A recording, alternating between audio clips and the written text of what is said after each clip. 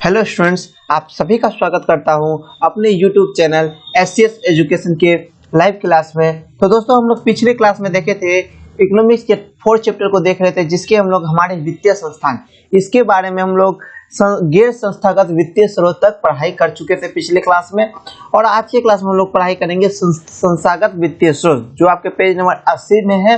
हम लोग उससे आगे पढ़ाई करेंगे। अगर आप लोग इसके पार्ट 1 वीडियो को नहीं देखे हैं तो नीचे डिस्क्रिप्शन लिंक में पार्ट 1 का वीडियो का लिंक दिया गया है, आप वहां से जाके हमारे पार्ट 1 वीडियो को देख सकते हैं।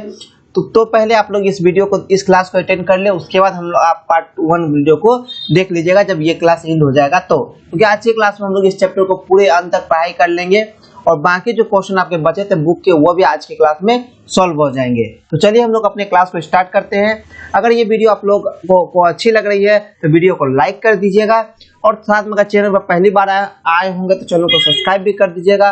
और क्लास 10th के ऐसे ही तैयारी के लिए आप हमारे साथ रेगुलर बने रहें।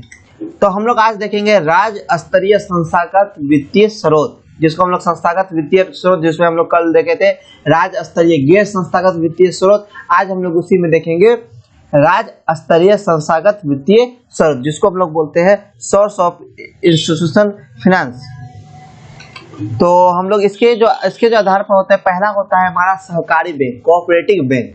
राज्य स्तरीय संस्थागत जो वित्तीय स्रोत है, इसमें सबसे पहला आता है हमारा कोऑपरेटिव बैंक, जिसको हम लोग सहकारी बैंक बोलते हैं।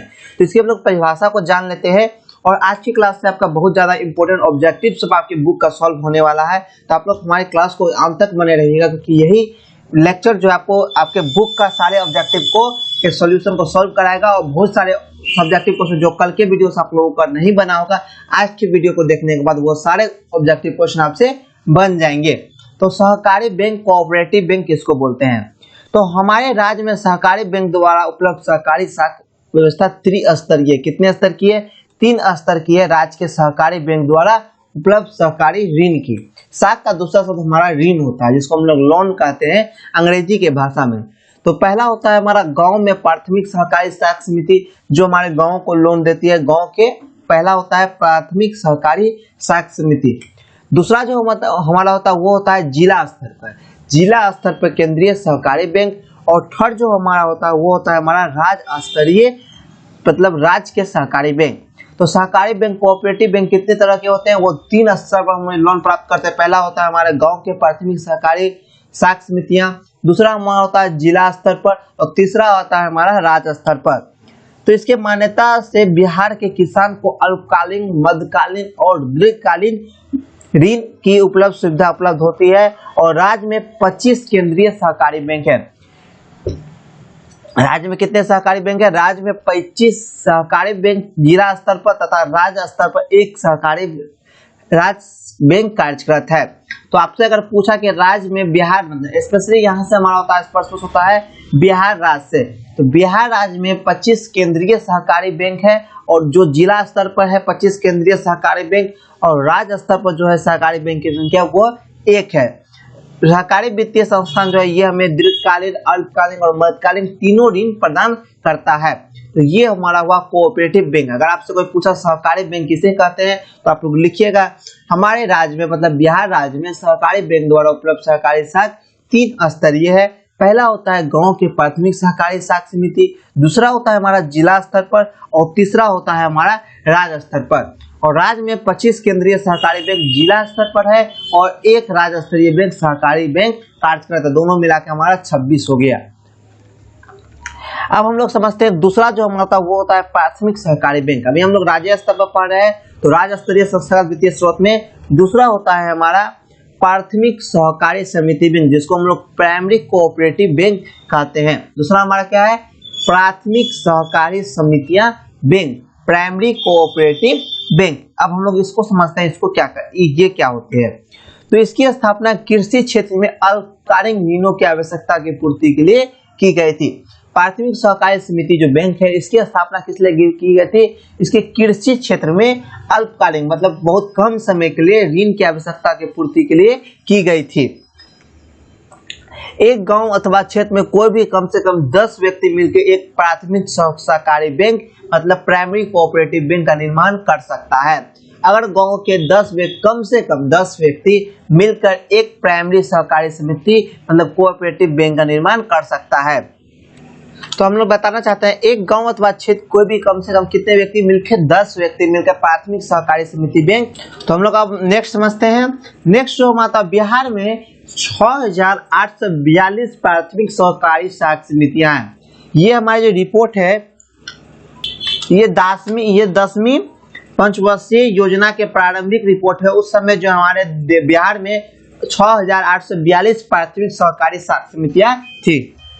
अब हम बढ़ते हैं अपने थर्ड पॉइंट की ओर। थर्ड हमारा है राज्य स्तरीय वित्तीय संस्था का जो आते हैं वो है भूमि विकास बैंक, जिसको हम लोग लैंड डेवलपमेंट बैंक बोलते हैं। तो इसका जो होता है ये राज्य के किसानों को दीर्घकालीन ऋण प्रदान करने के लिए भूमि बंधक बैंक खोला गया है, जिसे अब भूमि विकास बैंक कहा जाता है। भूमि विकास बैंक भी हमारे राज्य स्तरीय संस्था का वित्तीय स्रोत के अंतर्गत आते हैं, जो किसानों को दीर्घकालीन ऋण प्रदान करने के लिए खोला गया था। इसका पुराना नाम जो है वो है भूमि बंधक बैंक, और अब जो है इस बैंक का नाम रखा गया है भूमि विकास बैंक। अब अपने हम फोर्थ पॉइंट की ओर बढ़ते हैं। फोर्थ पॉइंट है हमारा राज्य स्तरीय संस्थागत वित्तीय स्रोत के अंतर्गत में व्यवसायिक बैंक, जिसको हम लोग कॉमर्शियल बैंक बोलते हैं। क्या है फोर्थ हमारा व्यवसायिक बैंक, जिसको हम लोग कॉमर्शियल बैंक बोलते हैं। तो देश में बैंकों पर सामाजिक नियंत्रण की नीति 1968 तथा उनका राष्ट्रीयकरण 1969 के बाद व्यवसायिक बैंक अधिक मात्रा में किसानों को ऋण प्रदान करने लगा। सबसे इम्पोर्टेंट पॉइंट जो आपका है इस चैप्टर का राज्य स्तरीय संस्था का वित्तीय स्रोत का, वो है हमारा व्यवसायिक बैंक। आप लोग इसको अच्छे से समझ लीजिएगा। व्यवसायिक बैंक जिसको हम लोग कमर्शियल बैंक बोलते हैं। तो SBI, CBI, PNB ये सब हमारा जो किस टाइप का बैंक है, कॉमर्शियल बैंक है, व्यवसायिक बैंक है। तो देश में बैंक सामाजिक नियंत्रण की नीति कब लगी थी? 1968 में, और इनका राष्ट्रीयकरण कब किया गया? 1969 में। ये पॉइंट को आप लोग अच्छे से याद रखेंगे क्योंकि इससे ऑब्जेक्टिव आपका बनेगा। तो सामाजिक नियंत्रण की नीति 1968 तथा उनका राष्ट्रीयकरण नीति 1969 के बाद व्यवसायिक बैंक अधिक मात्रा में किसानों को लोन प्रदान, ऋण प्रदान करने लगा। ये हमारा पॉइंट आप लोग याद रखिएगा। राष्ट्रीयकरण कब किया गया था बैंकों का? 1969 ईस्वी में, और इसका सामाजिक नियंत्रण की नीति 1968 में लगाई गई थी। अब पांचवा हमारा आता है क्षेत्रीय बैंक, जिसको हम लोग रीजनल रूरल बैंक बोलते हैं। पांचवा हमारा क्या है? क्षेत्रीय बैंक, जिसको हम लोग बोलते हैं रीजनल रूरल बैंक।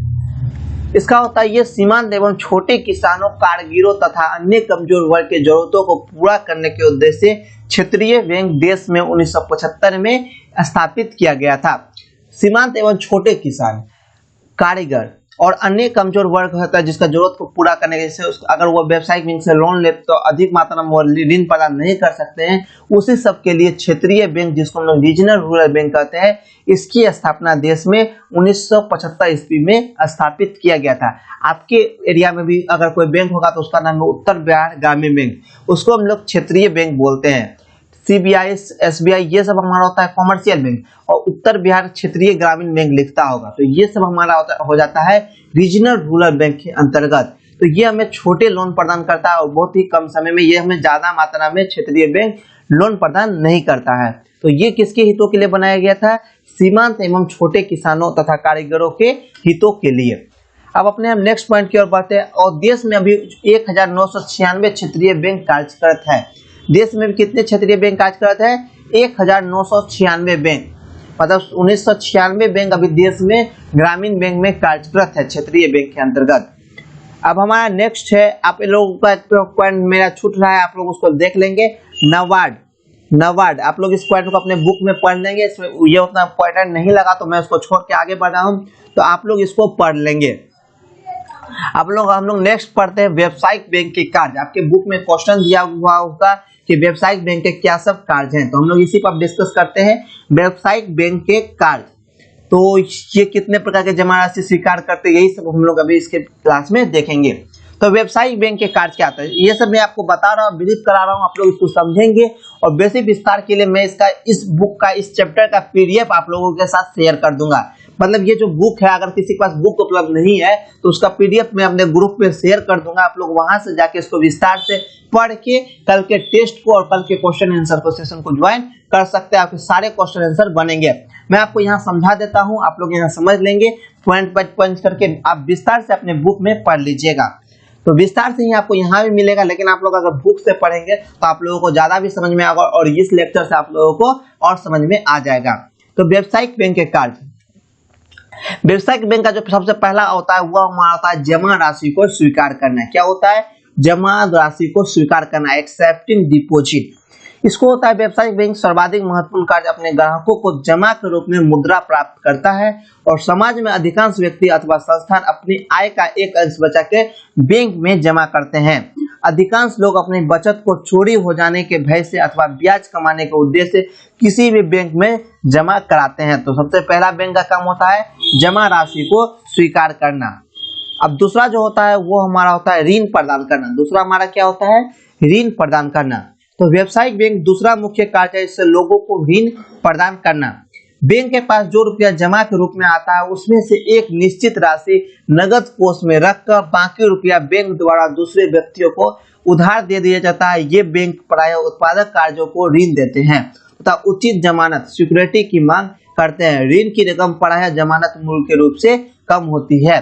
तो ये हमारे ऋण प्रोवाइड करता है, जो बैंक हमें ऋण प्रोवाइड करता है वो हमारे ही रुपये को दूसरे व्यक्ति को ऋण देके करता है और उसमें से ब्याज आता है, उसमें से कुछ परसेंट हम लोगों को देता है।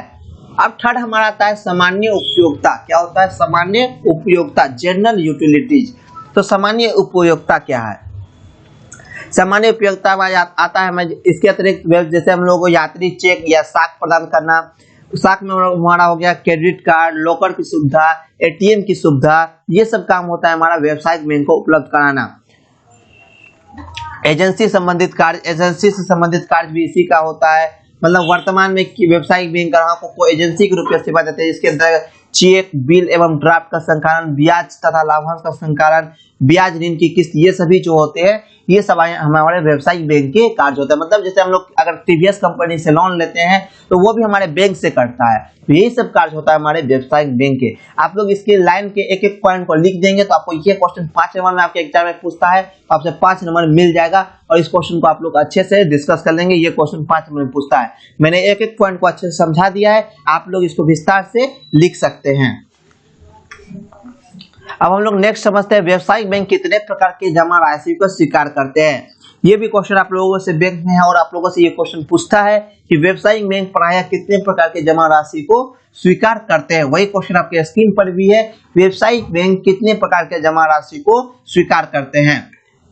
तो व्यावसायिक बैंक प्रायः 4 प्रकार के जमा राशि को स्वीकार करते हैं। पहला होता है हमारा अस्थायी जमा, जिसको हम लोग फिक्स्ड डिपॉजिट बोलते हैं। तो अस्थायी जमा खाते रुपया एक निश्चित अवधि जैसे 1 वर्ष या इससे अधिक वर्ष के लिए निश्चित जमा किया जाता है तथा इस निश्चित अवधि के अंदर साधारणतः यह रकम नहीं निकाली जा सकती है और इस प्रकार जमा की अवधि जमा टाइम डिपॉजिट कहा जाता है। इस अवधि के अंदर जमा किए गए बैंक आकर्षक ब्याज भी देता है। अगर आप लोग फिक्स डिपॉजिट बैंक करते हैं तो उसमें आपको ज्यादा ब्याज भी मिलता है। अब दूसरा आता है हमारा करेंट डिपॉजिट। मतलब क्या आता है? दूसरा हमारा करेंट डिपॉजिट, जिसको हम लोग चालू खाता बोलते हैं। तो ये अपना होता है चालू जमा खाते। रुपया जमा करने वाले व्यक्ति अपनी इच्छा अनुसार रुपया जमा करता है अथवा निकाल सकता है। इसमें किसी भी प्रकार का प्रतिबंध नहीं होता है किसी में चालू जमा में। और ये जो होता है ये बड़े बड़े संस्थाओं के लिए चालू जमा करेंट डिपॉजिट होता है।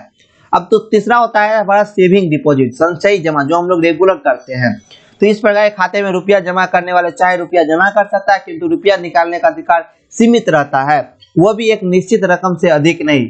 इसमें चेक की सुविधा भी प्रदान की जाती है। हम लोग जो अपना अकाउंट खुलाते हैं वो सेविंग अकाउंट खुलता है। अगर आप लोग जनधन योजना अकाउंट के अंतर्गत खुल सके हैं तो आप महीना में जमा बहुत सारे कर सकते हैं। आप 1 लाख 2 लाख रुपया जमा कर सकते हैं, लेकिन निकाल जो सकते हैं वो आप लोग महीना में 10,000 ही रुपया निकाल सकते हैं। तो ये होता है हमारा संचयी जमा। अब चौथा हमारा होता है आवर्ती जमा, जिसको हम लोग रिकरिंग डिपॉजिट बोलते हैं। चौथा हमारा क्या होता है? आवर्ती जमा। तो इस प्रकार के खाते में व्यावसायिक बैंक साधारणतः अपने ग्राहकों को प्रति माह एक निश्चित रकम जमा के रूप में देता है और अपने ग्राहकों को एक निश्चित रकम जमा के रूप में निश्चित और जैसे कि 60 माह या 72 माह के लिए ग्रहण करता है। इसके बाद वो निश्चित रकम भी देता है और ये एक जमा राशि समय अवधि जमा, जिसको हम लोग कंप्लीट टाइमिंग डिपॉजिट भी कहते हैं। तो ये हमारा होता है व्यावसायिक बैंक के प्रकार।